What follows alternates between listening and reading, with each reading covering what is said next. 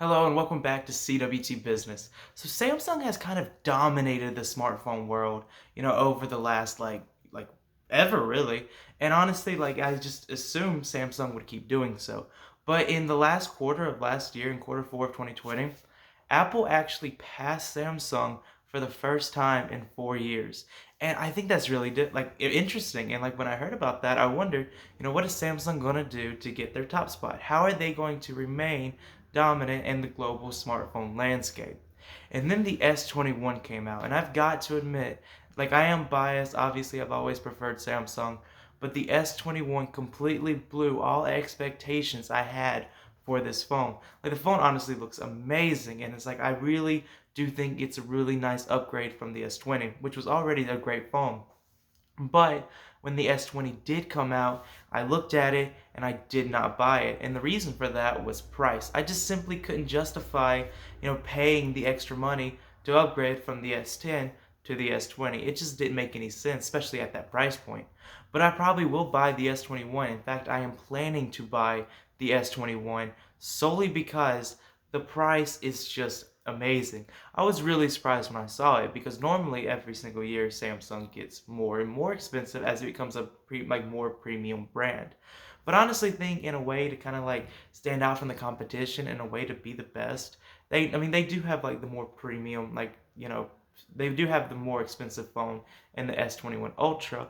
But if you look at like the regular S21, it is trading at just $800. You can buy the phone for $800, which is absolutely insane for a new phone that just came out, like that good. Like if you look at any other $800 phone, it is significantly worse than the one that like Samsung just launched. Like Samsung is definitely the king of that price point right there.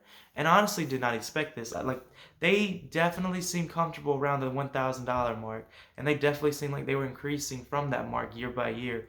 But now it looks like they're trying to make their phones like still like as premium as ever, but selling it at a cheaper price. And I think the reason for this is that Apple has one thing that, makes their phone stand out. They have, subscription services with it. They have Apple TV, Apple Music. Like Apple just has like a lot to offer. Even though I think Samsung is a better phone, and I think most people, if you actually compare the phones that come out from Apple and the phones that come out from Samsung, will come to the conclusion that Samsung is genuinely a much better phone. But also Apple has the advantage of everything else with it. So even though Samsung's a better phone, Apple has a lot with it, and I think that really does. I think that really like hurts like Samsung and like their growth right now because of like all the stuff you get just from having an iPhone, even though Samsung's still a better phone. But I do think by making it like cheaper, making it easier to get the phone, they will once again become like, the top of the cell phone world. I really do think this new price point, even though like it sounds, ridiculous that just like that, like it's like just this much cheaper is that big of a deal, but it kind of is. Like when you look at it, it looks fair. It looks fairly priced. Like every time a phone comes out, I always never get it because it just feels so expensive. But this one just looks fair. Like it looks like I'm actually getting a huge deal on this. And the fact that it's already, this cheap after just launching, just like I don't know, I think it's awesome. And I don't picture anyone thinking differently. And I think because of that, I think like especially when they have all these like trade-in deals too. Like right now I can trade my phone and get this phone for like really like pretty cheap. And I honestly probably will do that. I probably will trade in my current phone and get this new phone because it's just one, it looks amazing. And two, like with this price and like how much I can get it down just by trading my phone, it seems like a no-brainer to get it.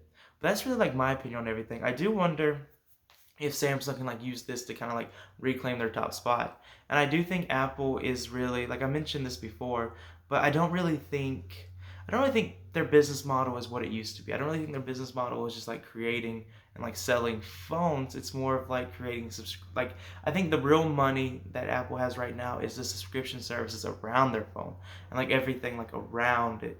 And I really think Apple is getting more and more into that business, while Samsung's kind of like cranked down on like, their actual technology. Like if you look at the new watch coming out, if you look at like the tablets, they're getting just like better and better every year. I think Samsung's trying to do everything they can to be, the best technological brand, while Apple's trying to create all these like services around their products to get their products more appealing.